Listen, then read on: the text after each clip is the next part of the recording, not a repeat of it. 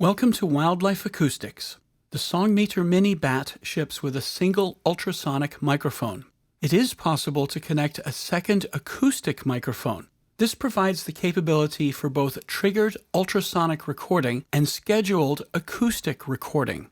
This greatly expands the capabilities of the Songmeter Mini Bat recorder. It's an easy job to connect and configure the second acoustic microphone. Let's take a look. Here is the optional second acoustic microphone. You can purchase this directly from Wildlife Acoustics and add it to your Songmeter Mini Bat at any time. I'll start by taking the lid off the Songmeter Mini Bat. There is a nut and plastic bolt in the upper right corner. The bolt can be removed. A 3/4 inch or adjustable wrench will make the task easy. Next, thread the cable from the microphone through the hole. Don't connect the cable to the recorder yet. Screw the microphone into place. I'll use my wrench to give it a little extra turn. There is no need to over-tighten the connection. The plug on the end of the microphone wire has a key, so it only fits one way into the circuit board socket. Be careful not to pull on the wire, and insert the plug into the socket with the key lined up. Next, tuck the wire to the side of the SD card socket. This will keep the wire out of the way and reduce interference from the SD card to the microphone signal. That's it. The acoustic microphone is installed. Now let's take a look at the Configurator app.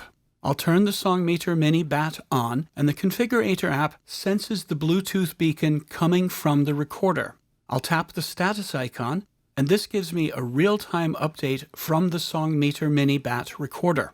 If I look to the bottom of the status screen, I see that the right microphone is listed as attached. The Configurator app already knows this Songmeter Mini Bat has the second acoustic microphone connected. I'll hold down the pair button on the recorder and then tap the pair icon in the app. Now the Songmeter Mini Bat and the Configurator app are in full two-way communication. I'll tap the Configure icon to go to the Paired Configuration Editor screen. In the Paired Configuration Editor screen, I now see options for acoustic settings as well as ultrasonic settings. I'll go to the Acoustic Settings screen.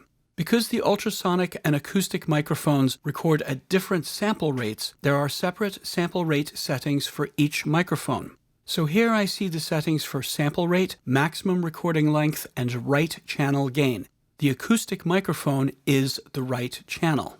I'll go back to the Paired Configuration Editor screen. The Schedule Editor has a menu for each schedule block called Mode. The Mode menu provides the choice for ultrasonic or acoustic recording within the schedule block.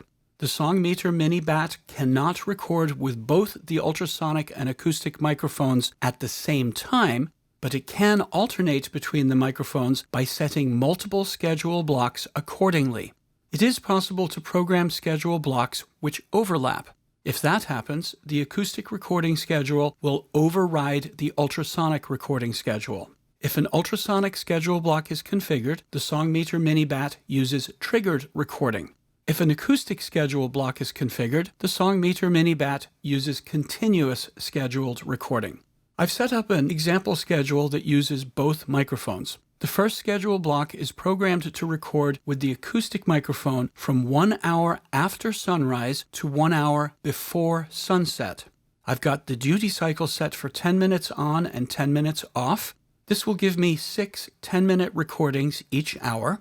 The second schedule block is set to Ultrasonic Mode. The start time is 1 hour before sunset, and the end time is 1 hour after sunrise. The Songmeter Mini Bat will be record-armed and waiting for ultrasonic triggers during those hours. Now my Songmeter Mini Bat is configured to record birds and frogs during the day and bats during the night. Thank you for watching.